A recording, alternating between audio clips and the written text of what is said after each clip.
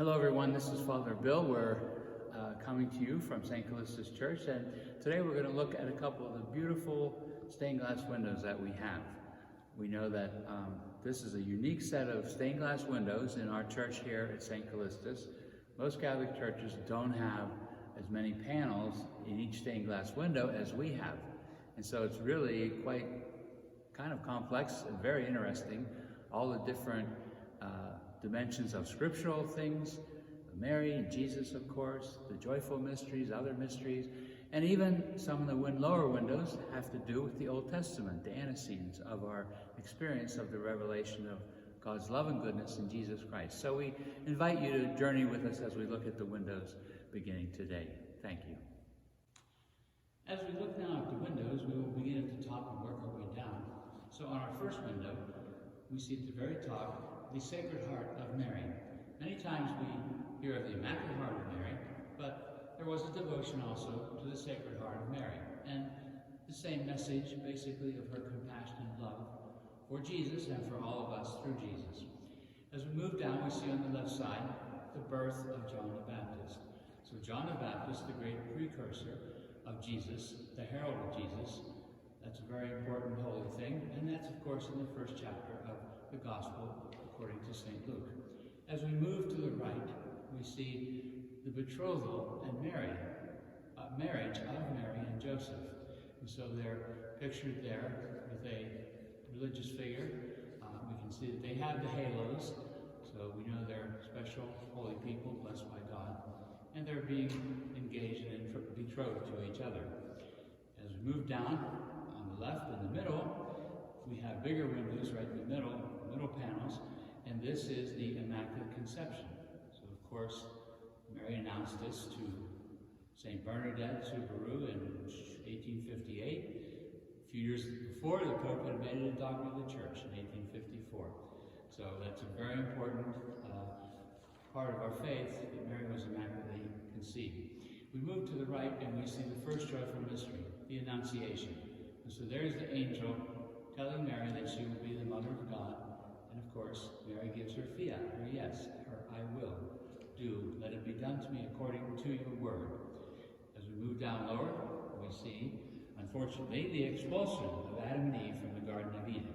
So after they ate the forbidden fruit and fell out of good graces with God, the angel with the flaming sword, can't really see the flames on that sword, but there's the angel kind of like guarding the Garden of Eden and pushing them out of the Garden of Eden.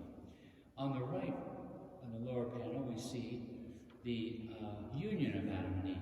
So we look at, they are the parents of the human race, so even though they got thrown out of the Garden of Eden and sinned, there's still a blessing that God gives them. And we see one of the blessings that is given to them is called the Proto-Evangelium. That's in Genesis chapter 3. And this is actually, God gives a little curse to everybody after things go haywire, but he gives a curse to the serpent who represents the devil, and you can see in this panel at the bottom there's the serpent. And what does he say to the serpent?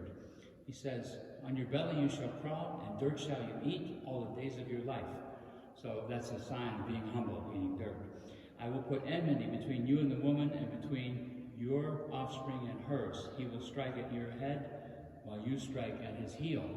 So that's talking about enmity between the serpent, the devil, and all of Mary's offspring, which is the human race, all of us, but especially Jesus, the one who will defeat the devil.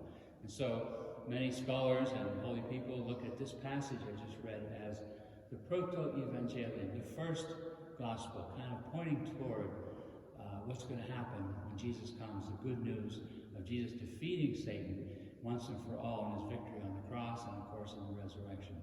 So we invite you to pray and meditate on these beautiful mysteries, and we remember that in the Middle Ages, before everybody could read and write, this is how many people learned their faith, learned their catechism, by looking at the windows and starting to understand these great mysteries that God has revealed for us.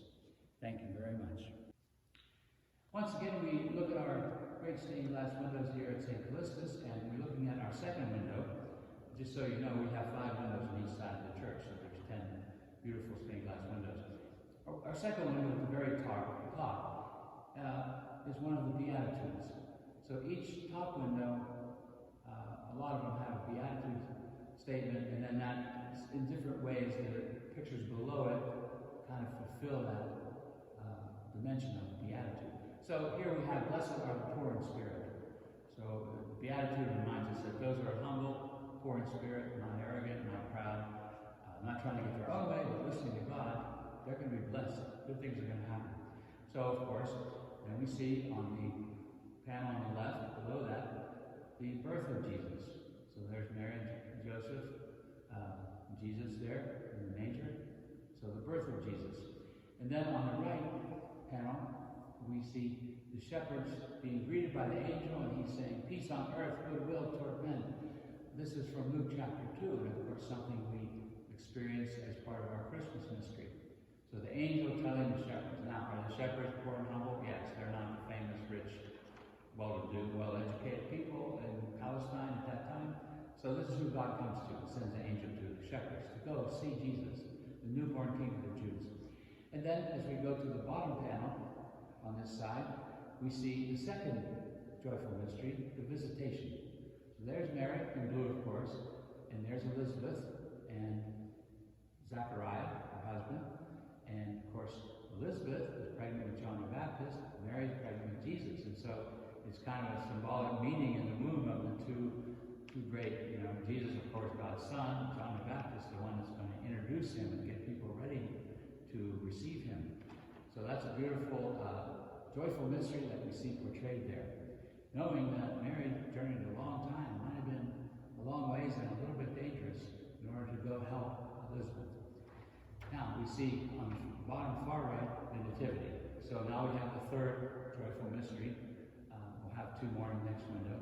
So there's the Nativity, Mary and Joseph and Jesus there.